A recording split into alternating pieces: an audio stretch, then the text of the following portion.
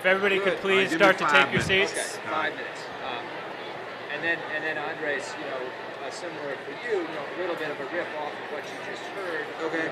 The elements that you got. Good afternoon. If everybody could please start to take your seats.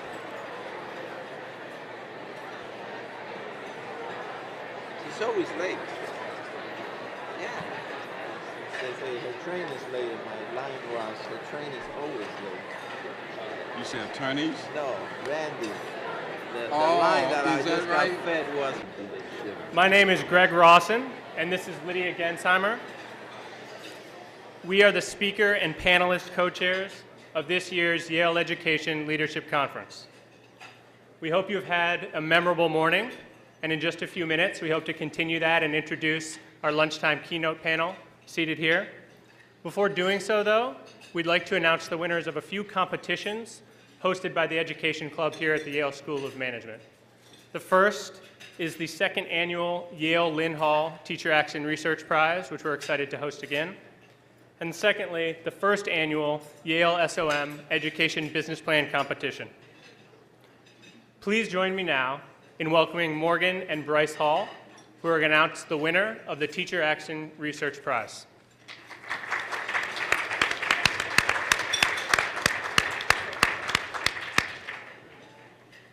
Hi, thank you, Greg, and thank you to the Education Club for your tremendous support of this prize.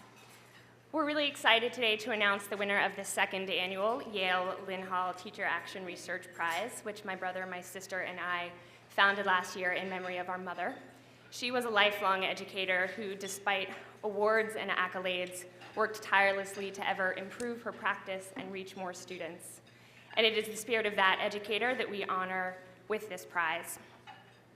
But this prize isn't just personal.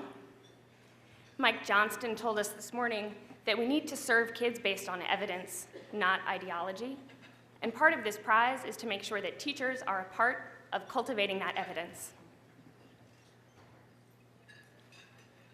I think there's a second benefit too. If we want to attract the best and the brightest into teaching and entice them to stay in the classroom, then teaching needs to be a career where teachers are viewed as professionals who are shaping the field. Think about medicine, where the most coveted roles are those professor, practitioner, researchers. Doctors who practice medicine, who are defining the outcomes that matters for their patients, even as they figure out how to improve those outcomes. So the goal of this award is to promote that kind of practitioner research in the classroom. Teacher research empowers teachers to figure out what works in their classrooms for their students in between the assessments and the observations. And I hope that you will encourage teachers in your schools and networks and districts to try it. I got an email from the KIPP schools that there are 15 KIPP teachers around the country doing teacher action research right now to enter in next year's contest, and there will be a contest next year, so I hope you will spread the word.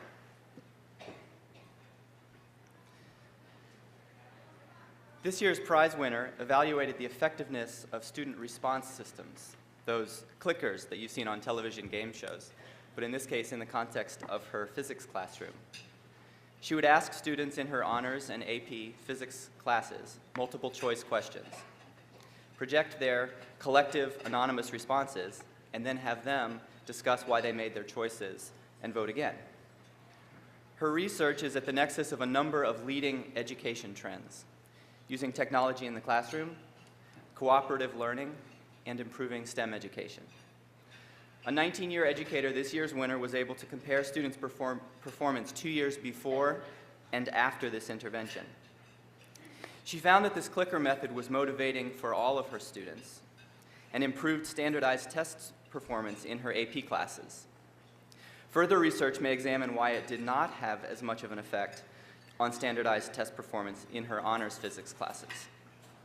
She'll be discussing teacher action research on this afternoon's panel titled, "How Can Teachers Help Teachers Become More Effective?"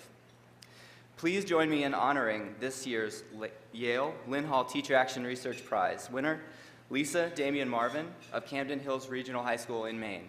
Lisa, can you please stand?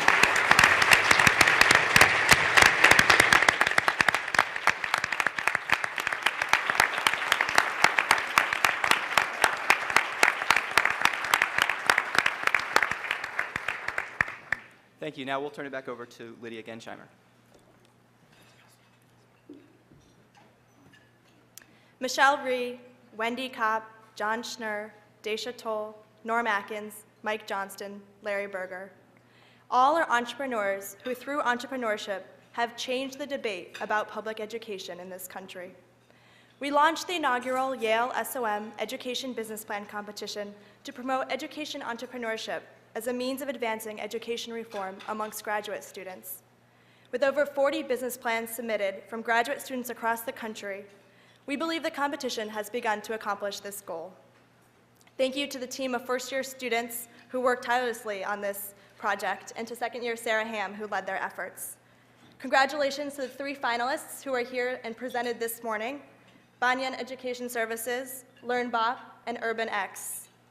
It is my pleasure to welcome Jordan Moranis, partner at New Schools Venture Fund, who will be announcing the winner. Jordan?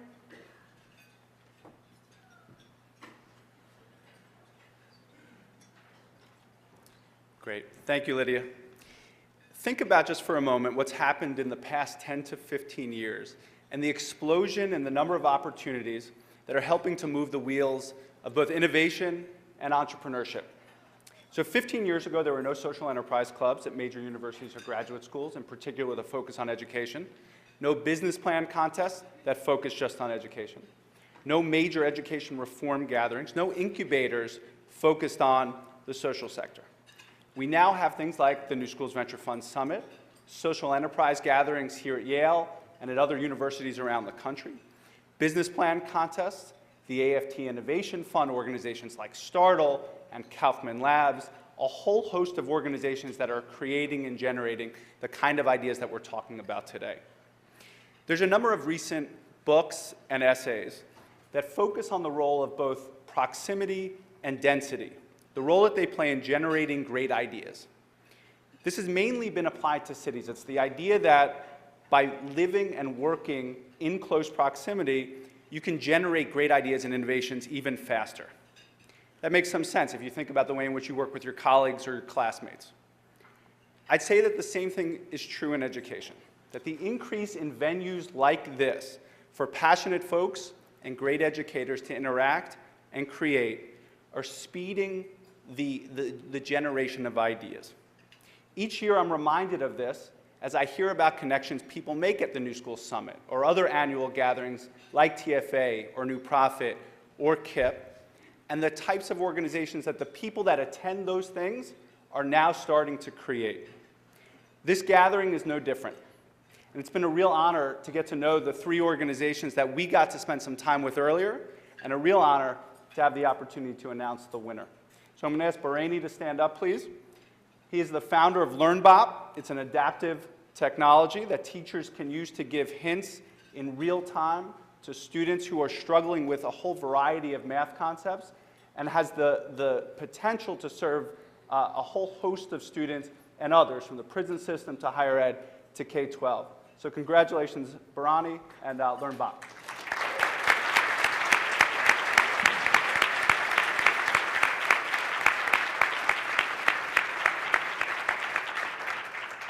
Thank you so much, Jordan, and congratulations. It is now our honor to introduce the Lunchtime Keynote panel. Many of us at Yale SOM have been privileged to witness firsthand the reform efforts underway in our city through an SOM class taught by Assistant Superintendent Garth Harries called Managing Education Reform, a clinic at Yale Law School that works directly with New Haven Public Schools, and tutoring opportunities at Achievement First Schools. The commitment New Haven has shown to education reform under the leadership of Mayor John DeStefano and Superintendent Reginald Mayo, here to my right, deserves recognition and has been praised as a potential model for reform across the country. We are thrilled to have Superintendent Mayo, Superintendent of Baltimore City Schools Andres Alonso, and soon to arrive, AFT President Randi Weingarten, to discuss the national implications of New Haven's reform efforts. Please join me now in welcoming Alex Johnston, the CEO of ConnCAN and a member of the New Haven Board of Education, who will moderate this panel.